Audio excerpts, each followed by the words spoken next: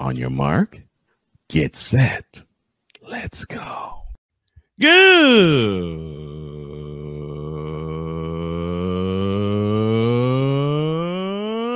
morning. Welcome to the post-championship Manic Monday edition of Snowman in the Morning with Carl Johnson. Glad to have y'all with us. We are stacked and packed with some great sports talk as we take you on a 120-minute journey with the best sports talk show in the region, across the nation, and around the world. We welcome to those of you watching via our YouTube channels, Snowman Multimedia and the Shady Sports Network. We also want to welcome those of you watching on I lost my mic again. Hold on a second, folks. I really need to switch out this mixer. Okay, there we got it. Apologies for the technical difficulties. Want to welcome those of you, as I began to mention, watching via YouTube on either the Snowman Multimedia YouTube channel or the Shady Sports Network YouTube channel. Welcome those of you listening on WIRU-DB in Chicago, WQEE in Atlanta, KSOS in Salem, Oregon, and WLEO in Baltimore. Also, welcome to those of you listening on our flagship station, Snowman Multimedia Sports Radio. And now, oh, that's what happened. There's a short that I have to deal with. And welcome to those of you watching on BS3 TV as well as Zebo TV. Did anybody see what happened last night? In particular, the game in Santa Clara. Anybody see that? Anybody see what happened in Baltimore, Maryland? You didn't, huh? Well, I certainly did.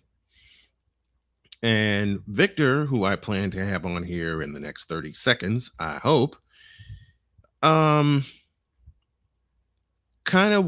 went opposite ways when we did our picks. Now, we will review the AFC Championship a little later on in the program, but I want to start with the thriller in the thriller in Santa Clara, in which the Detroit Lions, I'm going to say this as plain as I can and as honest as I can. The Detroit Lions choked. Period. Point blank. End of story. And this is Dan Campbell's fault.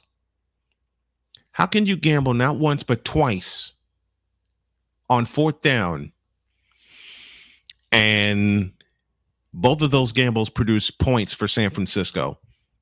You were dominating on the ground. You were dominating. You were dominating. The Detroit Lions were dominating this game, and it had me so angry that I went off. If y'all watched the live stream last night, and I hope you did, and that you continue, it had me so triggered. I really thought the 49ers had quit playing. I did. I really thought they had quit playing. Stupid me. And it took Victor to knock some sense into my head. It really did. It really took Victor to really knock some sense into my head. Period.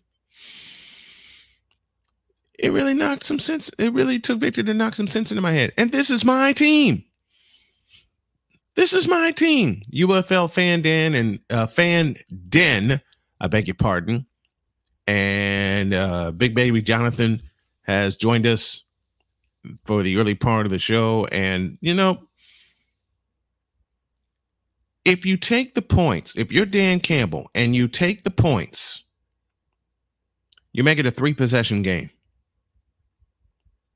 And for a while, it was a 3-possession game at halftime.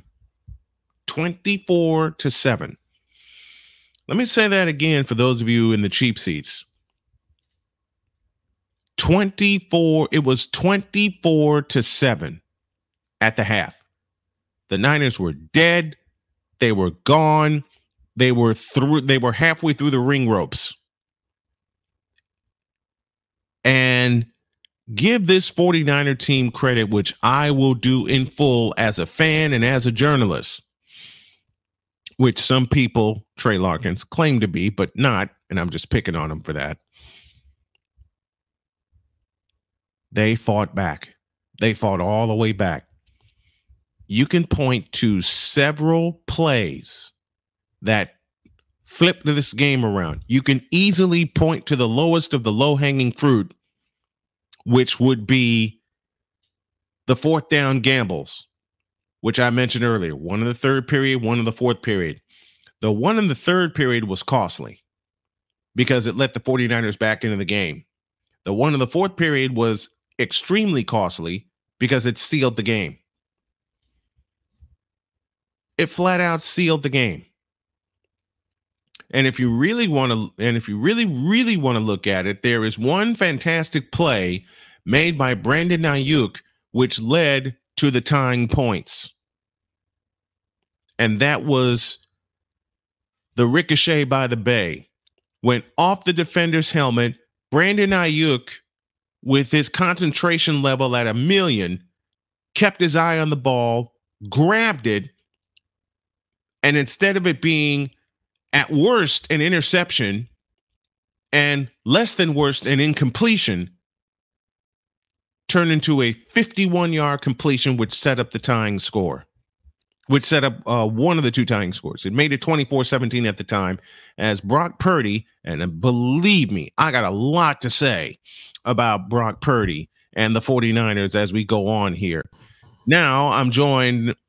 Let me make sure I get the right button here, because he was with me last night, and the he I'm talking about is the one and only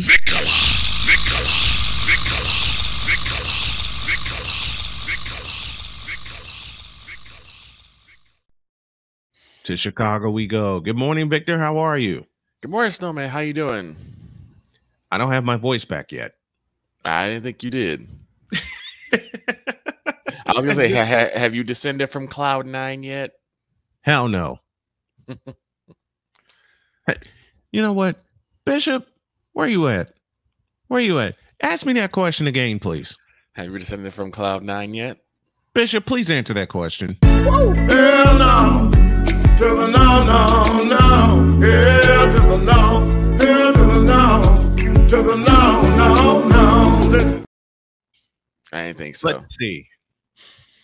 I didn't sleep happily. I happily didn't sleep because I kept watching the highlights, trying to get my thoughts together, and there will be 2 special editions of that 49ers show, and then beginning with the draft, we're going to get more consistent with that. Let's see. This tell you anything? No, it certainly does. I'm surprised you're not wearing a hat. Empty. It's empty. I'm surprised you're not wearing a hat. You mean this? Yep. Where it's inside out. You mean this? Oh, there it is. Okay.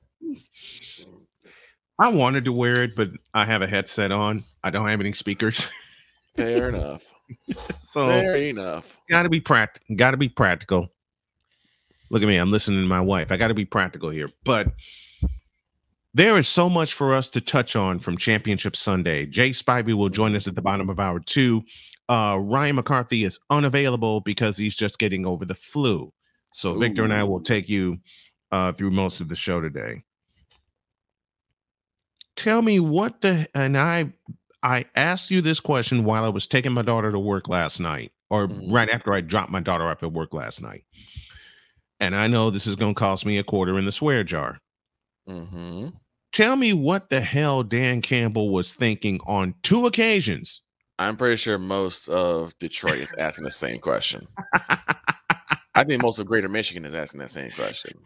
I mean, listen, Playmaker said it in the chat last night when we were doing our live stream. 30 minutes, Detroit. 30 minutes. And since there we go. That's 2. And there we go. Every at the for my birthday, every coin that goes in the swear jar on my birthday, it's going to turn into a contribution to the Jimmy V Foundation for Cancer. Excuse me for a minute. So what the hell was that? What the hell was that? If you take the points, it's a 3-possession game. Easy. You had the 49ers on the ropes and you didn't knock them out. Yeah. You had Victor, you said it perfectly last night, and a lot of people said it in the chat also. They had the 49ers not on the ropes, but through the ropes. Had them beat. You start off tremendously, taking your opening drive all the way. Yep. The Niners don't get points off of a missed field goal. You take that back for another touchdown. Purdy ends up throwing an interception, which is rare for him. Yes. And I believe, and that also turns into a touchdown. It did. You get to the end of the first half where you have the lead, you have the ball. All you need to do is put through the uprights, and your team gets the lead, stays in a commanding lead in the half. The Niners come out, they don't convert on their first drive. You now have an opportunity to knock them out. To knock them out the box. They have an opportunity to knock them out, to deliver the knockout blow. And let me say hi to a very special mutual friend of ours, Bobby Wright, aka Bobby Fat Mac from Chicago State. He says, quote, "They are who we thought they were." Dennis Green, attorney for the 49ers. What's going on, Bobby? But you have a chance to knock them out, to send 70,000 people home silent. I even heard a YouTuber say, yeah, I even heard a YouTuber say, and you're going to love this. I heard a YouTuber say the 49ers needed to be humbled. Well, in the first half, they were. They were. Period. They really were. They were really humbled in the first half, to the point, and I'm going to show this on a later show this week. I went off at halftime. Yeah, you did. I completely went off, and I spoke the truth. It seemed like they quit. It seemed like they played down to me. It's like they played down to the Lions level, as if they were like the Lions from years past. And that's such a fabulous point, and that was one that you kept that you kept saying. UFL fan den, 4th and 3 should have went for it. I'm still PO'd about the Lions, had them hands down. I don't know why 4th and 3 scared them so much, because they're so used to gambling. I'll answer that question. Kurt. They're so used to gambling. And at some point, you don't need to gamble. It's not necessary. If it's a 27-7 game instead of 24-7, if it's 27-10, I beg your pardon. If it's 27-10, do the Niners have all the confidence in the world to come all the way back? No, they do not. I mean, they had it start in the second half. Don't get it twisted. They had all the confidence in the world in the second half because, Dennis Green said it best. We are who we thought they were. And a lot of fans that went against San Francisco, not the ones that were being playful about it, but the serious ones. Yes, thank you. Say it again, please. The ones who were serious, the ones who really don't like the Niners being as quote unquote cocky as they've been. I watched some YouTubers last night, man, and the hate was real. Oh yeah. I mean, they were, and you know this. You and I have examined videos together. It's like they were saying, "So goodbye to you and farewell to thee," before the knockout punch was even thrown. And in this case, the knockout punch was never thrown. No. The knockout punch was never thrown. It was an opening flurry, but in the end, you can always punch out of an opening flurry. And that the other issue was that the Lions completely abandoned the run in the second half. Yeah. They got one stop on Montgomery, and that was it. It was like, oh, they stopped Montgomery. All right, abandon ship. Now you put all of the game on Jared Goff's shoulders, which he really shouldn't have had. Yes. I mean, And the Dixon Way is with us from Atlanta. So Atlanta's in the house with us. Good morning. Good morning to the Dixon family. But they choked. Yeah, they sure did. They choked. That's why you play 60 minutes of football, Detroit. I got so many takes today, it's not even funny. And this is going to be a hard, bitter pill from the swallow and a hard lesson for them to take, but it's one I think that will make them better. I think so too. Green Bay's last week, same thing. So you, my friend, get the pleasure of a double play.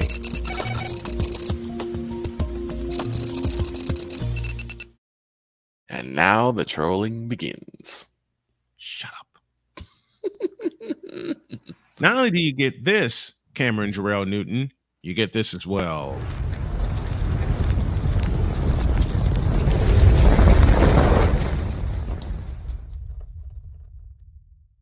Why not go over the triple play? Why not?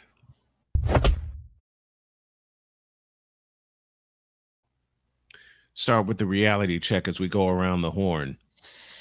Brock Purdy is a game changer, period. Richard Sherman, and I love Richard Sherman, and I love the Richard Sherman podcast. So Brock Purdy is not a game changer, huh? He changed the last 2 playoff games. He changed the game last night. He didn't do well in the first half, but he changed the hell out of the game last night. Oh, and you know what he did better than you? He ran the football strategically. Oh, you didn't hear me. Let me say it again. You know what he did better than you, Cam Newton? He ran the football strategically. And efficiently. The last 2 weeks. The last 2 weeks, he scrambled strategically. He scrambled when the team needed him. George Kittle called those quarterback runs last night sick, and in a very good way. He had 52 yards rushing in the second half. He was an absolute magician against that Lions pressure. So much so that on one play, which had Victor falling out of his seat, it looked like the blitz was going to get home. Somehow Purdy squirted out the back door and found a tiptoeing Kyle Juszczyk for an 11-yard gain. So much so that Victor messaged me during the break and went, how the hell did he do that? Let me be honest, I was asking that question, and I sat there and watched the doggone thing. You know what else a game changer does to help change the game? Keep his team in it. If this were, I'm going to go there. If this were any other team, save Kansas City, that's a blowout. Yeah, it is. If this were any other team, save the Kansas City Chiefs with Patrick Mahomes, and we all know what he can do, it's a blowout. We're talking about Jared Goff heading to Vegas and not Brock Purdy. Yes. But you know what Brock Purdy did? He changed the game. Matter of fact, he changed your narrative. Matter of fact, he blew your narrative up in your face. And this is long after you walked your comments back, and you didn't need to walk your comments back. You put them out there. Stand by them. And you were too chicken to stand by them. Go ahead. Here. That's one. You know what, Cam Newton? You were too chicken to stand by. I did it wrong. Try again. You were too chicken to stand by your comments. I am not.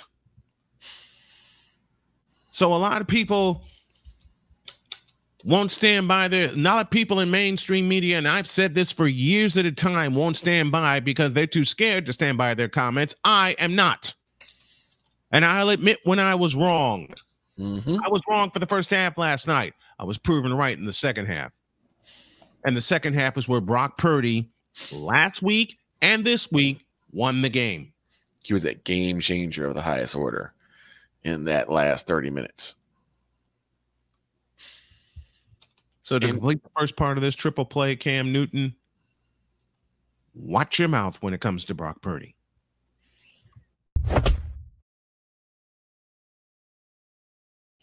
Now, the roast continues. Do you even know what a game changer is? Because right now we got two of them playing in the Super Bowl 2 weeks from Sunday. Patrick Mahomes, a two-time champion, and Brock Purdy seeking his first. You know what, Patrick? And you correctly identify Patrick Mahomes as a game changer. Okay?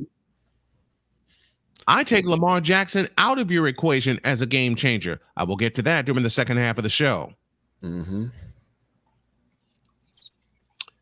Patrick Mahomes has two of something you tried to pursue and didn't get. Championships. He's got 2 Super Bowl titles. And had the best opportunity because you should have beat the crap out of the Denver Broncos. Should have. Manning or no. Shoulda, coulda, woulda. Like my partner Victor Locke said earlier. Shoulda, coulda, woulda. Doesn't matter. Did you get the job done?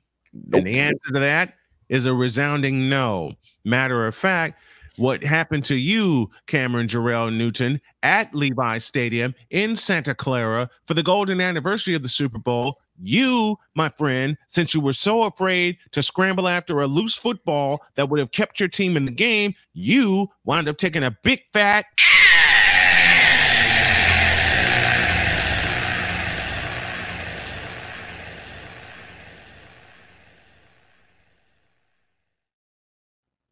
and since that time, you never recovered. Back. Never recovered. At least Brock Purdy, not only did he strategically run the football, unlike you, Cam Newton, and I love the fact that you were a fabulous athlete playing quarterback, but Brock Purdy can throw the football pretty good. Noodle arm, my ass. Did you see some of the throws he made last night? Did you see some of the throws?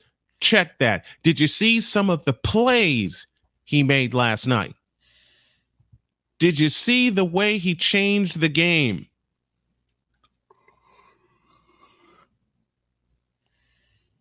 And can we please finally get rid of this whole narrative of game manager versus game changer?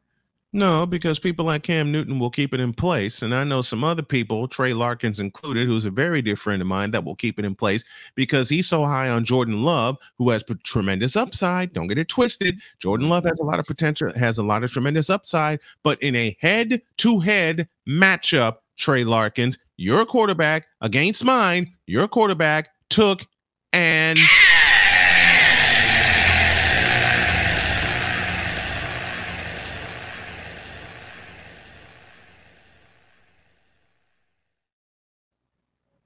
So it seems to me, Cam Newton, and to a few YouTubers that I've heard make this comment,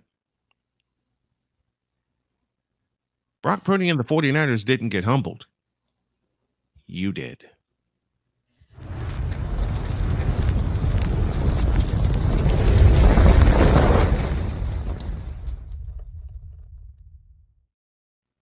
And to finish this off, you know what else the 49ers did, Cam Newton and haters alike? They stayed with their game plan.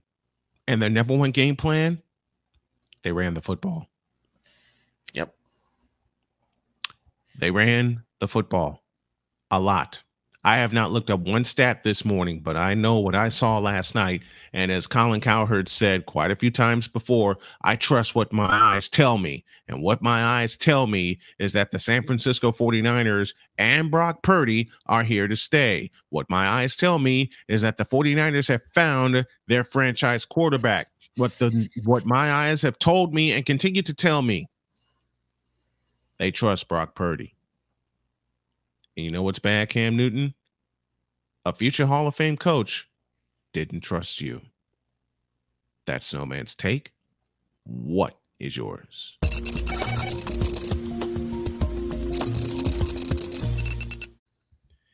Now, I'm going to ruffle a lot of feathers among the Ravens flock. I am going to say a couple of things that I've said before about Lamar Jackson, and no one believes me. I hope you believe me now.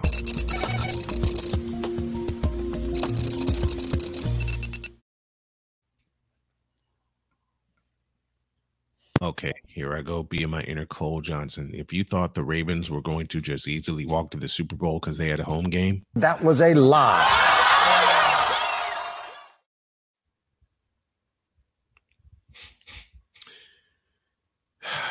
You blew it, Lamar Jackson. For the second time in 4 years, you had a high playoff game, divisional round and above in your house. Hell, you had the AFC Championship in your hands.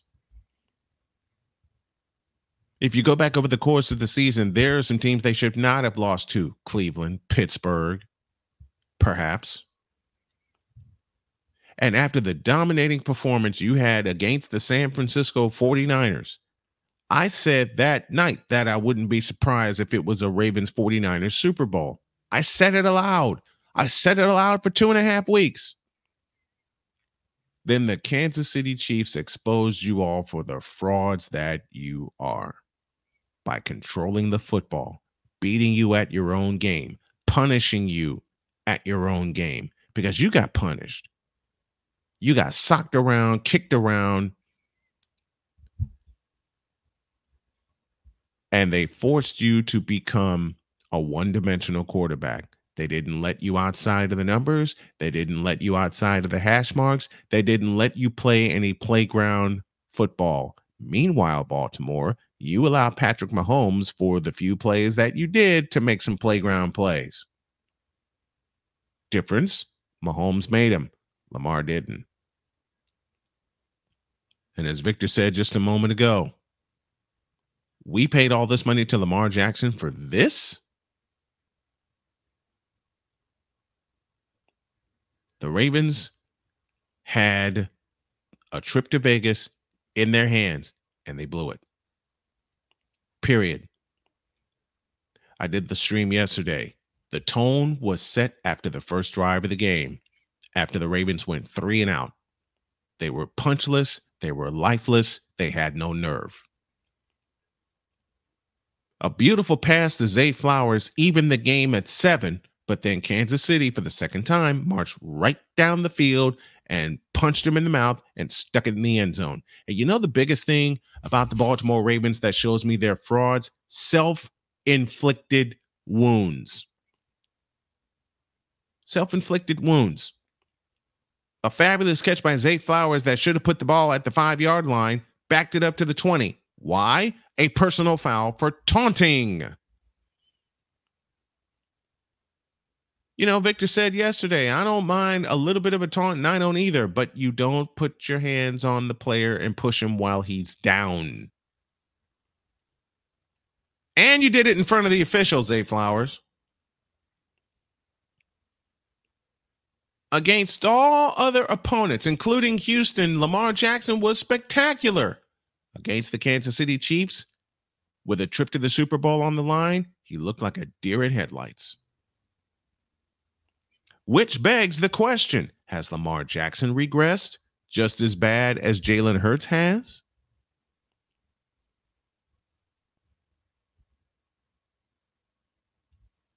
I'll pose the question again, and I hope someone answers it. Has Lamar Jackson regressed? Has Lamar Jackson gone backwards instead of forwards? Because Victor and quite a few others have said that this was Lamar, that he felt, let me say it correctly, they felt this was Lamar Jackson's year. When we did our picks off the air on Friday, and Victor came to me first and said, what do you think? Do you go Chiefs or Ravens? I go with the Chiefs. And Patrick Mahomes is the reason. That, except on one occasion, that defense could not touch Patrick Mahomes. Meanwhile, Lamar Jackson and that Ravens offense got beat up and shut down. They got shut down. I was talking with Jay Spivey yesterday while I was on the air. Until Lamar Jackson can prove, and this was said about Brock Purdy, this was said about Jimmy Garoppolo and quite a few other quarterbacks. I'll say the same thing about Tua Tagovailoa, Josh Allen, and quite a few others in this era. Until they can prove that they can win the big games, they're frauds. Period. Now, I can take Jalen Hurts off the list for the trip to the Super Bowl that he made last year, but that should have been a whitewash. That should not have come down to the point that it did last year in Phoenix, Arizona. Up 10 at halftime and you lose by 3. Here's a question, Lamar Jackson. When are you going to grow a set? When are you going to get better? When are you going to actually become a dual threat quarterback against everybody? Those are the 2 key words I need to add. Against everybody. You get Mark Andrews back and you barely use him. Only 3 carries for Gus Edwards. You try to get Justice Hill out of the backfield. That didn't work. To this Baltimore Raven offense and Baltimore Ravens team, you allowed the Kansas City Chiefs, a team that was in disarray 5 weeks ago, to shut you down in your own house. Until the 2-minute warning, you only had 7 points. 7. Kansas City took 17 points that they scored in the first half, leaned on their defense, and they made it stand up. Where's your response? Oh, and by the way, Zay Flowers, part of this is on you for having the ball punched out at the goal line. You turned the ball over twice in the red zone. A fumble at the goal line, a fumble at the 1-yard line, I beg your pardon, and then a very costly interception. Kansas City controlled the game and controlled the clock. 2.5 to 1. And even though you got over 300 yards of offense, you only had 10 points to show for it. 10. They never allowed you to run the football, and you were the best running team in the league, averaging 156 rushing yards per game. Lamar basically had to do everything, and he didn't. He got no help from his teammates. Everything was piled on Lamar Jackson. And I'll say it again. You get Mark Andrews back and you barely use him. You barely use Gus Edwards. And the questions are going to be free-flowing. Now what? Where do the Ravens go from here? Where does Lamar Jackson go from here? What more does Lamar Jackson need to do to take his team to a Super Bowl? I'll put it in 3 words. Trust your teammates. When they take you out of your game, get back on it unless it's an absolute blowout. And you had chance after chance after chance, Lamar Jackson, to bring your team back to a tie, and you blew it. You blew it. End of story. And until I see different, you're a fraud. You're a game manager, not a game changer. And the only reason I'm putting that label upon you is you've yet to win the big one. You have yet to take your team to a Super Bowl. Meanwhile, Brock Purdy just did. And I hope and pray to God that the Baltimore Ravens figure it out, because there are some holes on this team they need to fill, and they need to fill them fast. If you want Lamar Jackson to be the all-world quarterback, A, protect him, B, use him. A lot of this is on Harbaugh.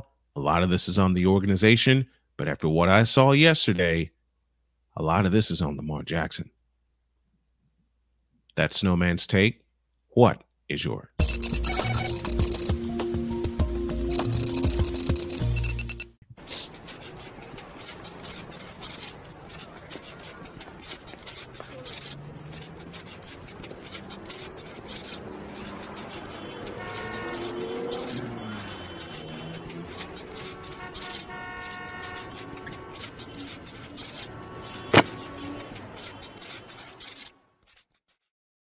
You know what I love about the guests that I have on our program? They're honest. Very. Unlike Cam Newton, they are honest. Jay Spivey's with us right now. Good morning, Jay. How are you, man? What up? How y'all doing? Good morning, Mr. Spivey. How you doing? I'm well. So am I. So am I. Jay and I talked after the AFC Championship, and I will highlight this one comment that Jay said, and it's so very true, and it ties in to what I said a few moments ago.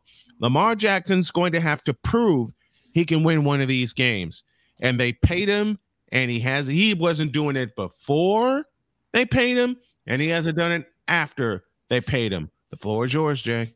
Well, I mean, listen, the guy is undeniably a talent that we probably have never seen before. Exactly. But he's not proven it in the postseason, and that is where your name is made. Mm-hmm. And that's where your money is made. I mean, he didn't play poorly yesterday, but he didn't play great either. And then the Chiefs really did something against him that most teams don't want to do. They blitzed him, and he doesn't like that. They blitzed the daylight out of him for 60 minutes. They blitzed the daylight out of him. And Jay, I know you'll agree with me, as Victor did earlier and a few others did. The first drive of the game where Baltimore had the ball, they got the kickoff, had a chance to establish something. They did nothing. Well, that's kind of been. Listen, I think probably pound for pound, you could argue that John Harbaugh, not Jim, is one of the best coaches in the NFL. Yep. He's done a phenomenal job. And frankly, I was thinking about this yesterday. Frankly, from top to bottom, the Ravens are one of the best teams in the NFL for over the past several years. Well, systems, programs, whatever you want to call it. And they draft well every year. Their free agencies they pick really good players for their free agents. They promote coaches well. They do everything well. Mm-hmm. But they're going to have to win one of these games. And the one Super Bowl they won recently was when they beat the 49ers, when it was Harbaugh versus Harbaugh. Yep. Super Bowl 47 in New Orleans. I mean, they're going to have to at least reach a Super Bowl with Lamar Jackson here soon. Mm-hmm. And they haven't. Yesterday, they kind of fell flat on their face. Because the Chiefs, whether it be Mahomes or Reed or whomever else, or Kelsey or whatever, they have dominated the AFC recently. Yes, they have. Yes, they have. And they don't have, granted, they haven't won nearly so many Super Bowls as they or their fans would have liked, but they have dominated the AFC. And they had a chance right on there. I didn't even know this until yesterday. The first time that the Ravens have played host to the championship game in Baltimore. Yep. And did not do anything with it yesterday. Had a chance fully on their platter and didn't do it. And the other two times they won the AFC, they beat the Raiders in Oakland and they beat the Patriots in Foxborough. It's the first time they've ever hosted a conference championship game and they fell flat. Yep. Very flat. I mean, the Chiefs, for whatever reason, and this Chiefs team is not as dominant as the ones in the past by any stretch. Because it's like at some point with these quarterbacks, I mean, and obviously they had to with Mahomes. When he was younger, I mean, they could pay all these guys whatever they want because they didn't have to pay his salary. Right. But there comes a point where you got to pay your quarterbacks, and I mean, you know, his contract's pretty team friendly. Mm-hmm. But still, you got to pay the guy, and you can't keep some of the players like like Hill. I mean, they had to trade him to Miami. Mm-hmm. I mean, could you imagine him with this team?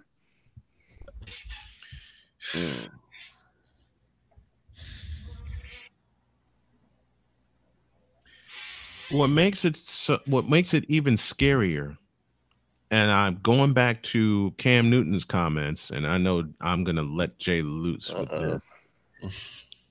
The game changer / game manager comments. What we saw yesterday was one quarterback who was labeled a game changer become a game manager, and the opposite of that yesterday as well. I still think that's a stupid argument. Because what are you as the quarterback supposed to do? manage the game in your favor. So there really is between a game manager and a game changer, just so long as you're changing the game in your favor. Well, if you're talking exclusively about the AFC Championship, I don't see either one of those guys as game managers.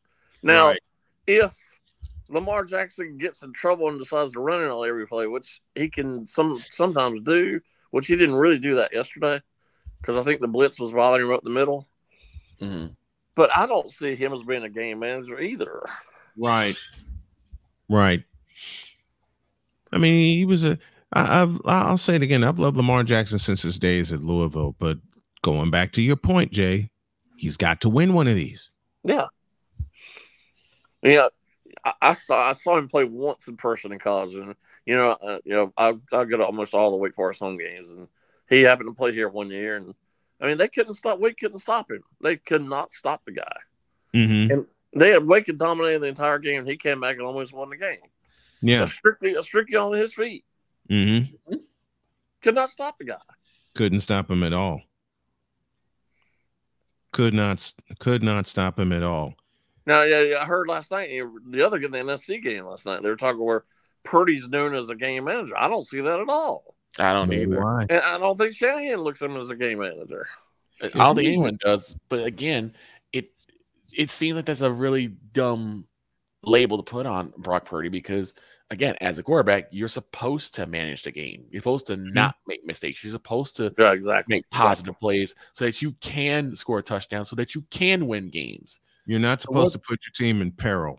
Right. So whether you're a game manager or a game changer, it's irrelevant. Man, you heard me when they lost 3 in a row early in the year. You told me when everybody's talking about MVP voting, all this.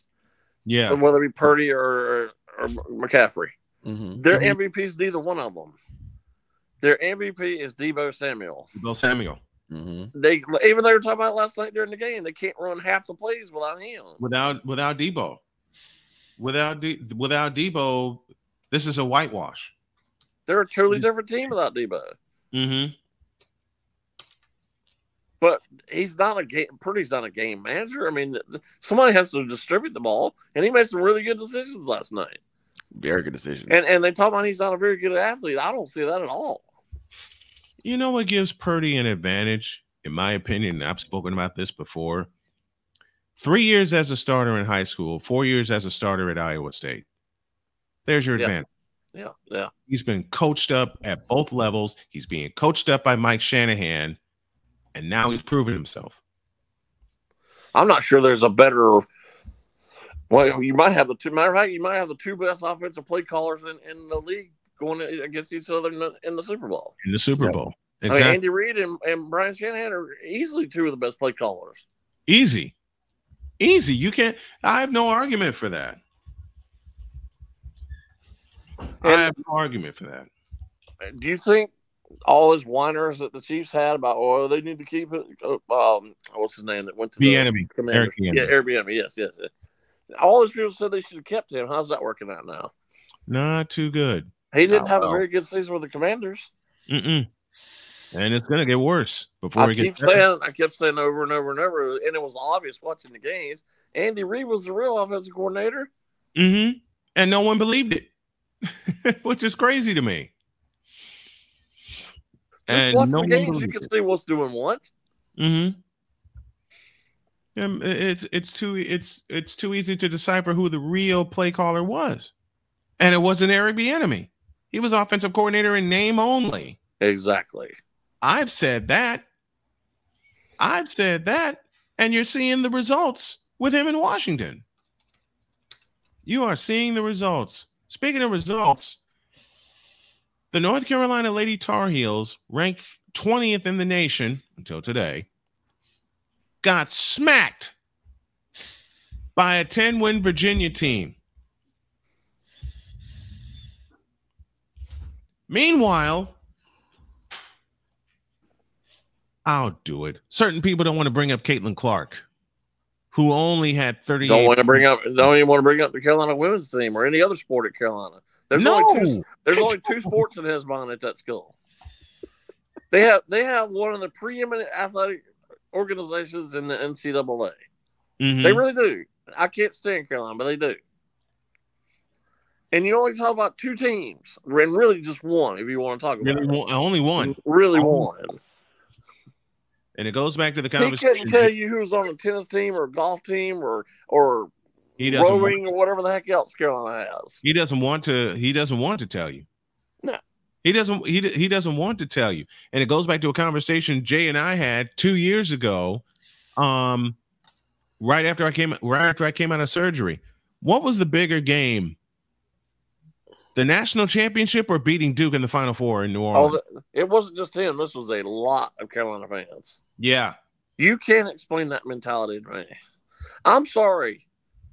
You play to win the game. Thank you, Herman. You don't play to beat Duke. You don't play to beat Duke. You don't play to beat Krzyzewski.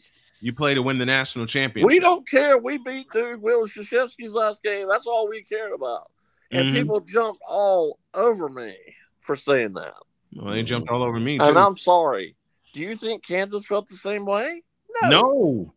And frankly, had Duke beat Carolina, do you think they would have felt that way had they beat Kansas in the national championship? No. No, not a chance. No. And they gear up for this game all year. And here they're playing this Saturday night.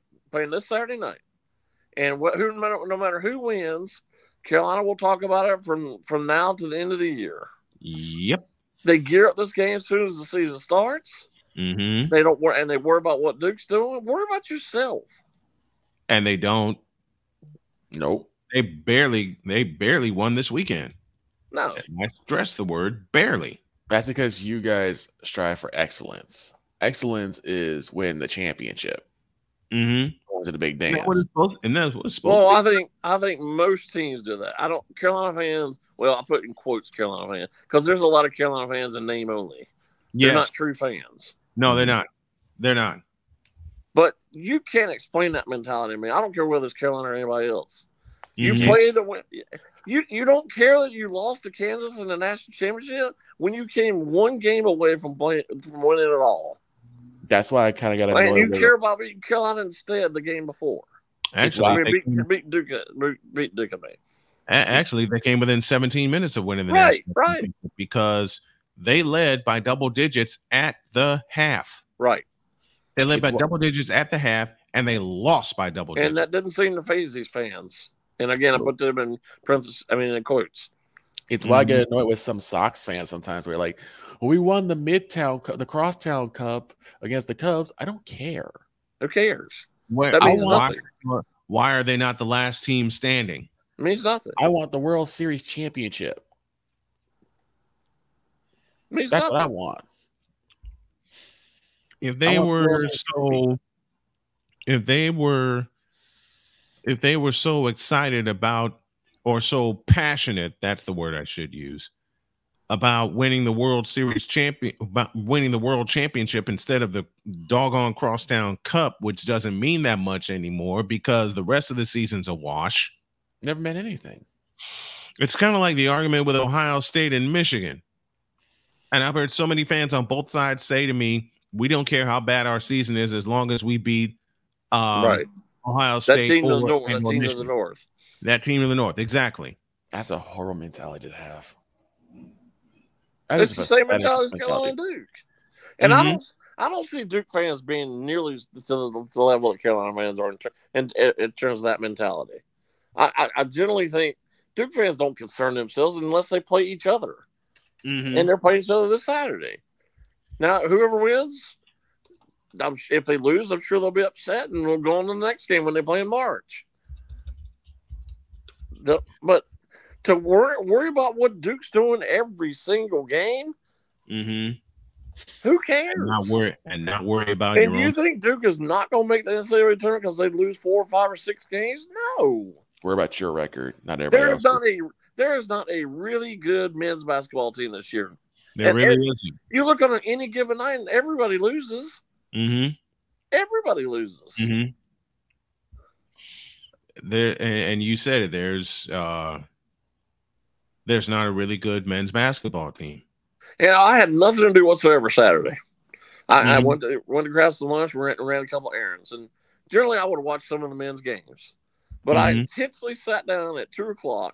I set my whole schedule aside at 2:00 that Saturday to watch Caitlin Clark play because she is appointment viewing. She is. She's 100% appointment viewing. And she dropped 38 on Nebraska in a 19 Right. point. Now they're playing this Saturday night head to head against Carolina, Duke, by the way, on Fox. As they're at Maryland on Saturday. They're at Maryland. Carolina. Yep, they're at Maryland Saturday night. They got Northwestern this Wednesday, which is a classic trap game for Iowa. It's a classic trap game.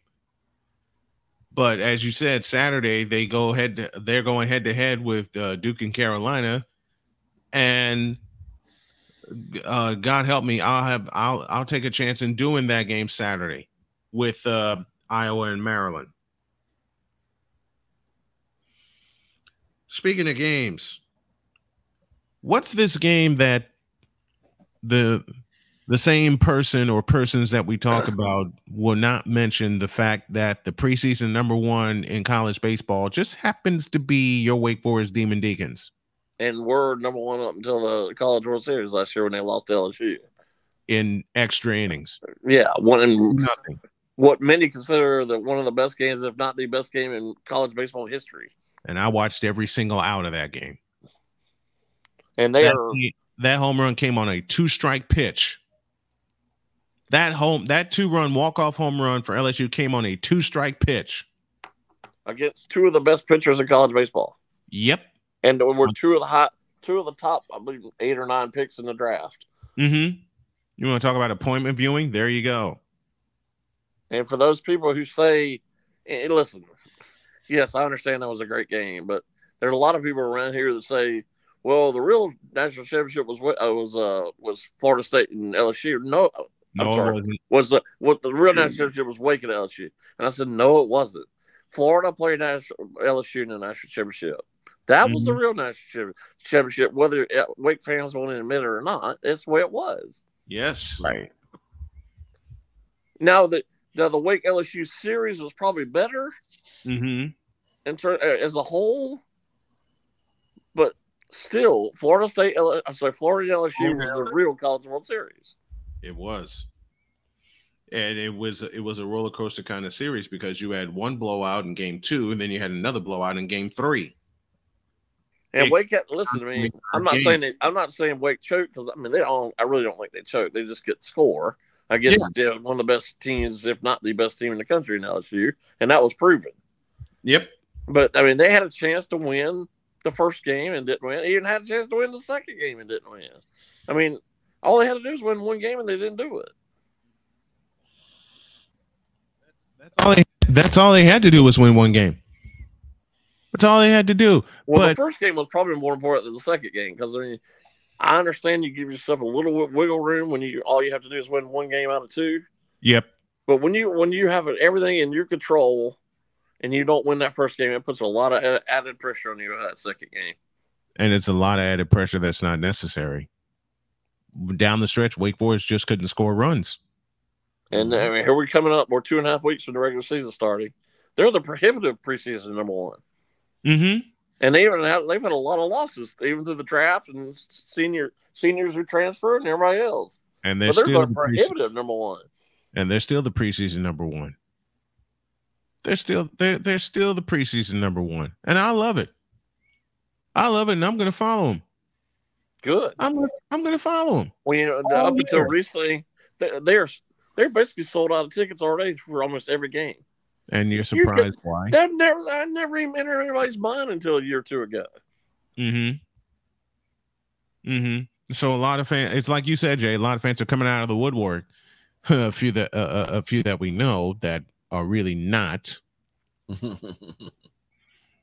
Oh man, Jay and I were talking back and forth about some of the quote unquote fans of Wake Forest baseball that couldn't even tell you who is in their starting lineup. And they could give you a scorecard at the gate. They can give you a score.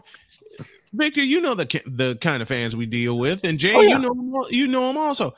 They can give you a scorecard at the gate with the names on there, and all you have to do is ask them, "Look at your scorecard and tell me who's batting 5th," and they wouldn't be able to do it. Nope. Listen, Wake's best pitcher is Rhett Lauder, Mm-hmm. who ended up being drafted. About 8th or 9th overall. I forgot what it was. But that's a moot. That doesn't matter one way or the other about what I'm ready to say. But he's got a distinctive look to him. He's a tall, skinny kid. He's got real long hair. Mm-hmm. Now, I bet even a lot of people around here in town had passed him at a restaurant or wherever else. Wouldn't know who he was. Recognize. And he's got a distinctive look. Didn't know who he was. No. But if he were Armando Baycott, people would know who he was. Mm-hmm. Because he goes to Carolina. Let's see. What did you say, Jay? Priorities? Yeah. And there ain't any right now in college sports? None. Well, that's why Caitlin Clark is, I don't care. I had this argument with a friend of mine last week, and he disagreed with me. She is by far the most important person in college athletics right now. And he said, in your opinion. And I honestly, I don't see anybody who's even remotely close to her. I don't either. I do not either. And I think there's no way you can say there's no one else. I know she hasn't said one way or the other about which way she's leaning in terms of the WNBA draft. Mm-hmm. But I think she's crazy if she enters the draft because she'd make a whole lot less money in the WNBA. I mean, she could use her final year of eligibility and make a ton more and have a bigger impact than if she declares for the WNBA after this year. Well, it's rumored she's making $918,000 for NIL. She's not gonna make anywhere close to that WNBA. Not even close. Which kind of messes me up because the NBA had a chance to like really fund the WNBA and they didn't do it. And they should have. And look how popular it's become. Mm-hmm. But they don't want to take advantage. They don't want to hop on it and take advantage of it unless something's coming back to them. Nope. And the only way that's going to change is if you get somebody. And I hate to say this, I know how you feel about it the way I do. If LeBron would step in, they would do it. Yeah, they would, but he won't. No, he won't. But he won't step in. No, because it's not all about him. No. The person that was going to change it, unfortunately, left us prematurely, and his name was Kobe Bean Bryant. That's true. That is true. That is true. Yes, indeed. The one person that was going to change the fate of the WNBA was Kobe Bryant. Because of his close friendship with Lisa Leslie. Yep. And his daughters. All his daughters. Yeah. Gigi especially, because, man, this is coming, and I've covered the WNBA. I covered the Chicago Sky for 4 years. I remember. The popularity was right on the cusp. And when Kobe red hot. It was red hot back in the day.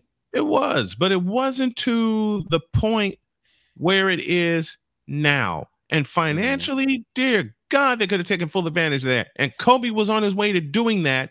He had the foundation in place.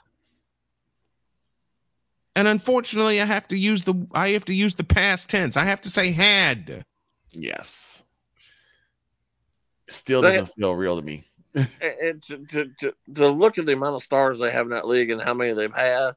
I was watching the Notre Dame UConn women's game Saturday night. And they honored a lot of their former stars, and a lot of them were there. Sue Bird and Taurasi and Maya Moore and Brianna Stewart, and it went on and on and on. There were many former players who were there Saturday night. Yeah. Just to look at that one program alone has done for the WNBA and for women's basketball in general. Just that one school alone. Now, you can debate all you want. In my humble opinion, and this is nothing, I'm not trying to say anything negative about her at all. She was phenomenal. But in my humble opinion, Diana Taurasi is the best women's basketball player ever. Now, you can say Cheryl Miller if you want, and I won't really have a negative argument one way or the other. But to me, Diana Taurasi, you look at her resume, it's untouched. It is. Her resume is unbelievable. And there's no one that can touch it, I would say, until now, with Caitlin Clark. And I've watched Diana Taurasi's entire career.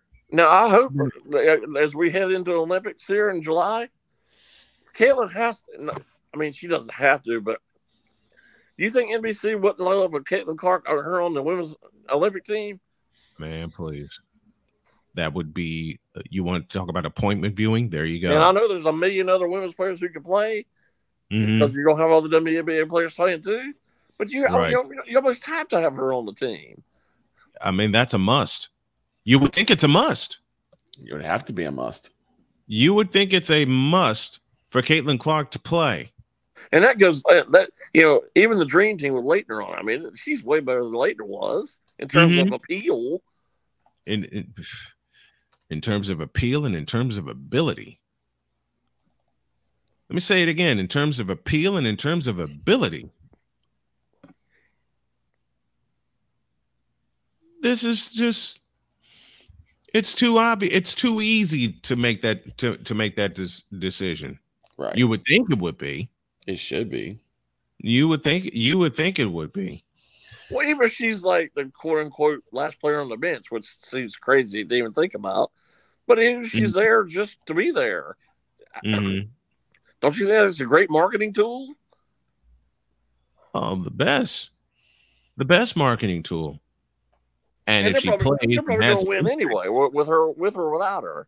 And if she if she plays, it's even more of an impact. Hell, I've said it on this program. I've loved the women's game more than I love the men's game. Yeah, I mean, if you'd have told me a couple of years ago I'd be setting my whole Saturday afternoon aside to watch one player play in women's basketball, I said you're crazy. But I literally pulled up a couch and watched her entire game Saturday. Good. I'll have Iowa Northwestern on Wednesday and showing a few people how it's done. And Jay knows where that reference is. Well, I wish she played somewhere close to here.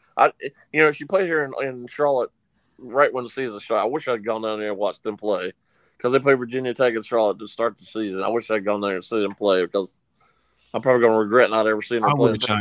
I wish I'd have been there. I wish I'd have been there on Radio Row to call that game. Forget watching it play. I'd love to have been there to call that game. I mean, I live less than an hour and a half away. I should have gone. Well, I think there'll be some more chances. I don't think she's going to leave. I mean, she can do whatever she wants. I mean, money wise, I don't think she. But I really think she'd be making a mistake. It goes to the WNBA this year. Agreed.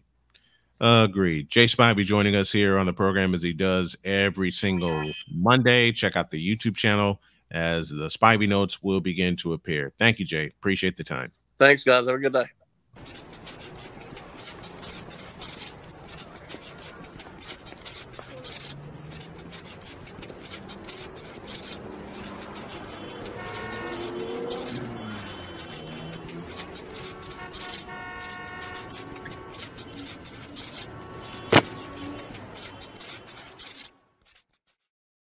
So long, Sam. We got to scram. Have a great day. God bless. Remember to make your next move your best move. And always remember, if your dreams don't scare you, they're simply not big enough. Dream big, do bigger. We are, and we hope y'all are too. We're out of here. See you tomorrow.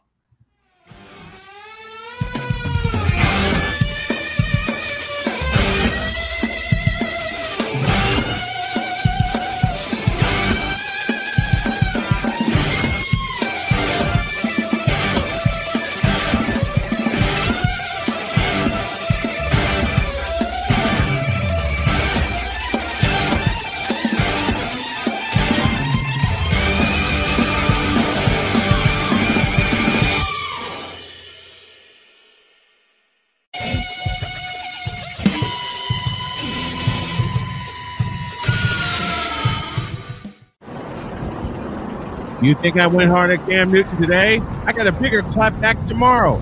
See you later.